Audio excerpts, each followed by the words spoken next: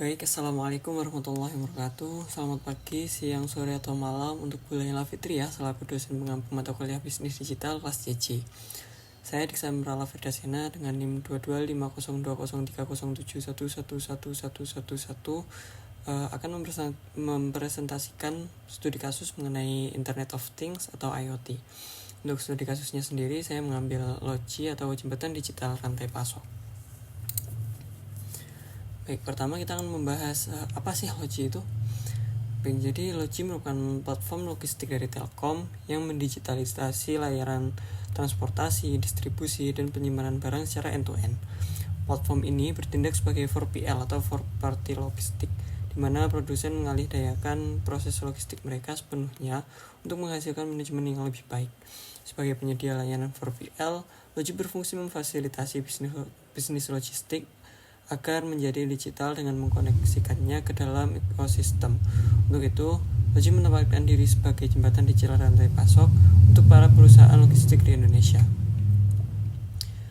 Sebagai solusi digital, LoGi tidak hanya mendigitalkan proses end-to-end supply chain, tetapi juga menghubungkan ekosistem secara luas untuk proses perdagangan yang lebih optimal sehingga keseluruhan prosesnya menjadi lebih efektif dan efisien, serta akan berbanding lurus dengan manfaat yang diterima.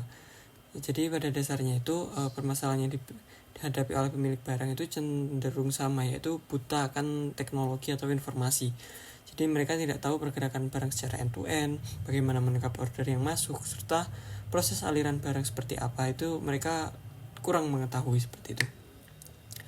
Tak hanya itu, mereka juga cenderung tidak tahu mengenai ketersediaan stok barang maupun kapasitas gudang secara update. Karena selama ini pencatatan itu hanya dilakukan secara manual seperti itu. Biasanya implementasi IoT dalam LoGi. Jadi di sini LoGi itu mengimplementasikan IoT dalam 3 aspek, yaitu ada transportasi, distribusi, dan control tower. Yang pertama ada LoGi Transportation. Jadi LoGi Transportation ini membantu perusahaan logistik mencari armada untuk mengantarkan barang hanya dengan sentuhan jari dalam hitungan detik dan melayani antar kota maupun antar provinsi di seluruh Indonesia. Ketika memesan armada, juga diberikan informasi tentang profil truk yang terhubung dengan pemilik kargo, memastikan rasa aman dalam mempercayakan kargo perusahaan kepada orang dan kendaraan yang tepat. Hal ini akan mengubah proses pencarian armada menjadi lebih cepat, mudah, sederhana, dan transparan. Dengan adanya LoGi, maka pemilik muatan dan armada logistik dapat bertemu dalam suatu ekosistem digital, dan dengan demikian masing-masing pihak dapat diuntungkan, mulai dari kemudahan dalam pencarian, pembiayaan yang cepat, dokumen yang sudah terdigitalisasi, hingga pelacakan yang terdeteksi secara real time.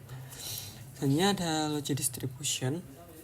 Jadi LoGi Distribution ini menghubungkan outlet dan distributor dengan berbagai mitra prinsipal LoGi yang tersebar di berbagai wilayah di Indonesia. Marketplace distribusi LoGi yang dapat diakses melalui aplikasi LoGi Order menawarkan berbagai jenis barang untuk kebutuhan stok dengan harga bersaing.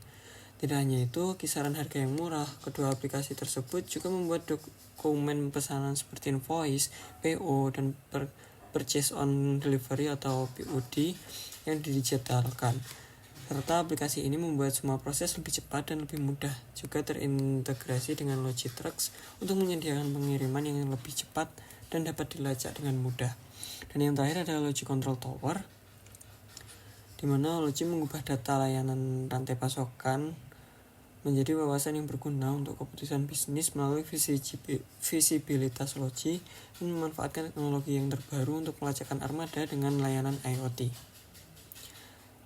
Pelacakan LoGi juga berfokus pada penyediaan layanan pelacakan logistik. Jadi fitur dalam LoGi Control Tower itu dilengkapi dengan fitur real-time monitoring, history playback, lead management, administration, driving behavior, dan visibility.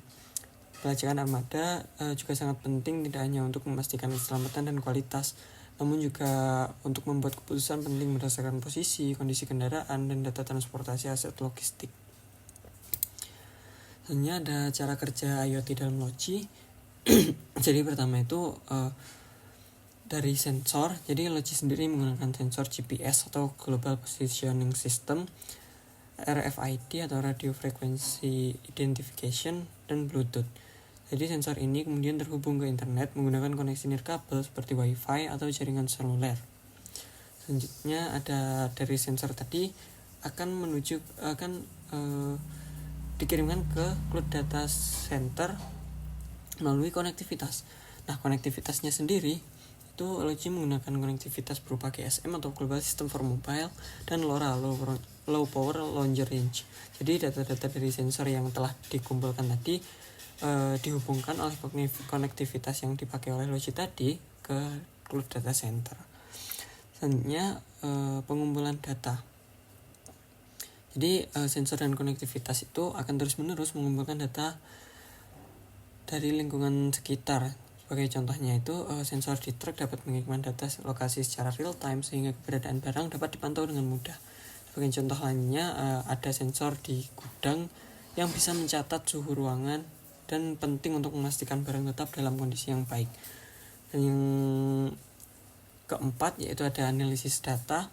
Jadi data yang terkumpul tadi kemudian dikirimkan ke platform Logi dan di situ akan diolah dan dianalisis. Jadi analisis data ini akan membantu Logi mengetahui hal-hal seperti posisi barang, kondisi barang, dan potensi keterlambatan pengiriman. Dan tindakan berdasarkan data, Logi dapat mengambil keputusan atau tindakan. Contohnya itu seperti analisis yang menunjukkan adanya potensi keterlambatan pengiriman sehingga Logi dapat mengambil langkah antisipasi untuk mempercepat pengiriman. Selanjutnya ada sudut pandang akuntan mengenai Logi. Yang pertama adalah meningkatkan akurasi. Jadi Logi dapat membantu memastikan bahwa data keuangan selalu akurat dan terbaru, sehingga dapat membantu pencegahan kesalahan dan meningkatkan efisiensi proses akuntansi. Yang kedua ada meningkatkan visibilitas. Jadi Logi akan membantu akuntan untuk memberi visibilitas yang lebih baik ke dalam kesehatan keuangan perusahaan, sehingga dapat membantu pengidentifikasian masalah lebih cepat dan mengambil tindakan korektif. Selanjutnya ada meningkatkan kontrol.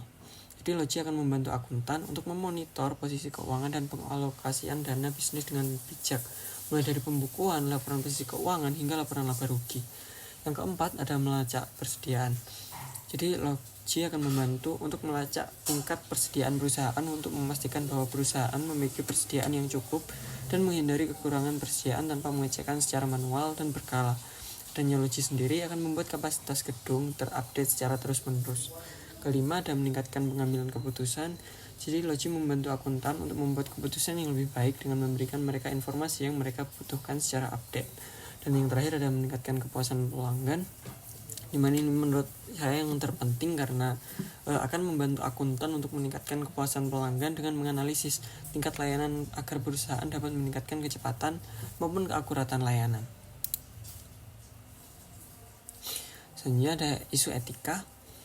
Jadi isu etika ini saya menemukan ada empat poin. Ada isu keamanan, isu properti, isu privasi, dan isu aksesibilitas. Yang pertama ada isu keamanan. Jadi keamanan data maupun platform menjadi tanggung jawab bersama antara Logi dengan kliennya.